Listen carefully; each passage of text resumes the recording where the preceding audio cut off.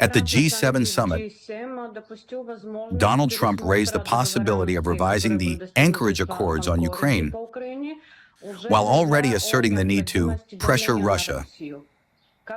How does Russia view such frequent shifts in the U.S. stance regarding its dialogue with Russia? If agreements are so easily repudiated and positions change so quickly, is there even any point in negotiating with an unreliable partner that says one thing today and does another tomorrow? Do you have any other options? You know, we proceed from the premise that this is a sovereign state shaping its foreign and domestic policy in this manner. It is an actor in international relations. We propose conducting affairs across various domains on a clear,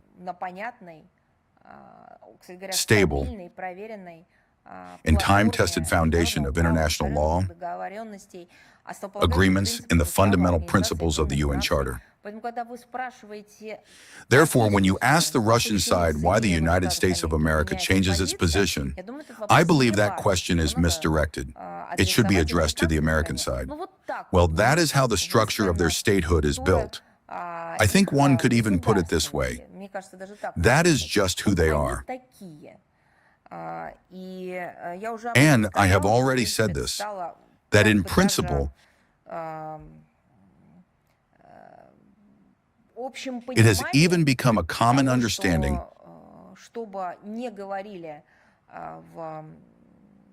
that whatever the presidents who come to power in the United States of America may say, it can change with the arrival of the next United States president exactly the opposite.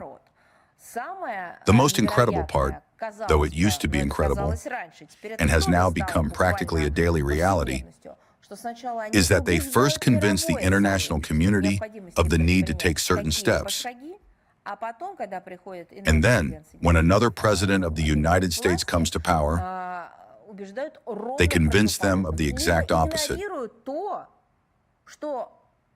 Or they simply ignore what their country had previously demanded of the entire international community.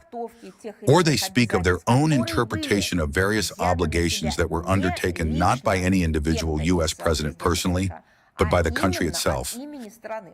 Of course, they personally attended, signed, insisted upon, or voted for, yet these are obligations assumed by the country as a whole, and they end up being, as it were, completely ignored by the next team that moves into the White House.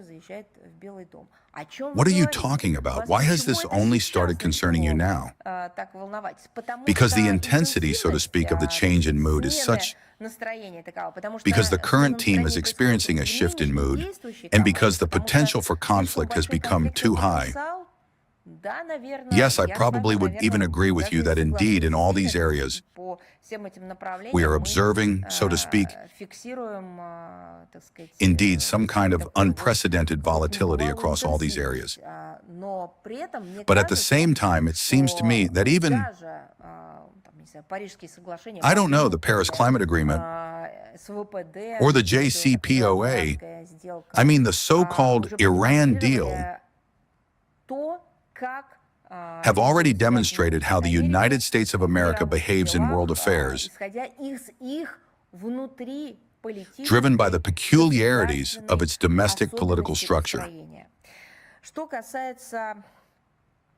As for Russia, the Russian side has repeatedly noted that the possibilities for ending the conflict around Ukraine were discussed in detail in Anchorage.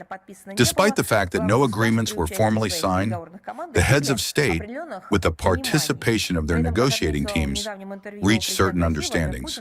Furthermore, as Russian President Vladimir Putin noted in a recent interview, within the framework of the summit in Alaska, the Russian side declared its readiness to make certain compromises.